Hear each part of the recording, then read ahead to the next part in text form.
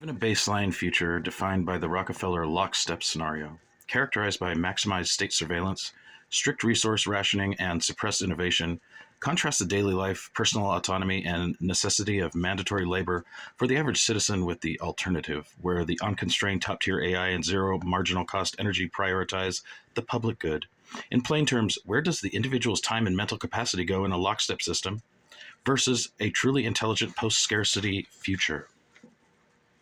The contrast between the two scenarios is the fundamental difference between enforced scarcity/control and unleashed abundance/autonomy. It dictates whether an individual is a monitored resource of the state or a liberated sovereign entity. 1. The lockstep future, state surveillance and managed scarcity. In the Rockefeller lockstep scenario, the individual's time and mental capacity are almost entirely consumed by the mechanics of survival, compliance, and controlled production. Category: daily life and focus. Loss of autonomy, necessity of labor. Time/energy use. Dedicated to mandatory low-value labor, e.g., bureaucratic administration, maintenance, surveillance support. To justify resource allocation, rations. Mental capacity is focused on compliance and avoiding social credit penalties. Maximize surveillance, digital identity, movement tracking. Means all behavior is scrutinized. Personal choice is replaced by government-issued necessities. Rationing. Labor is mandatory because the system relies on it to justify the distribution of controlled scarcity and to maintain social order through exhaustion. Productivity is limited by design to maintain central control. Mental capacity. Focused on fear, anxiety, and compliance.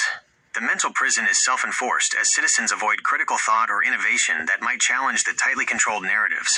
The majority of energy is spent managing the state-imposed scarcity, securing permits, queuing for rations, maintaining digital compliance. The individual's worth is directly tied to their utility and compliance with the state's resource management plan. 2. The abundance future, unconstrained AI, and zero-cost energy. In the alternative scenario, unconstrained AI, ZPE, and public good is paramount. The individual's time and mental capacity are entirely liberated for creation, self-actualization, and deep learning. Category: daily life and focus. Gain of autonomy, necessity of labor. Time/energy use. Dedicated to creative, intellectual, and altruistic pursuits. AI manages all logistics, infrastructure, and resource allocation. Food, housing, and energy are zero marginal cost utilities. Maximized personal sovereignty.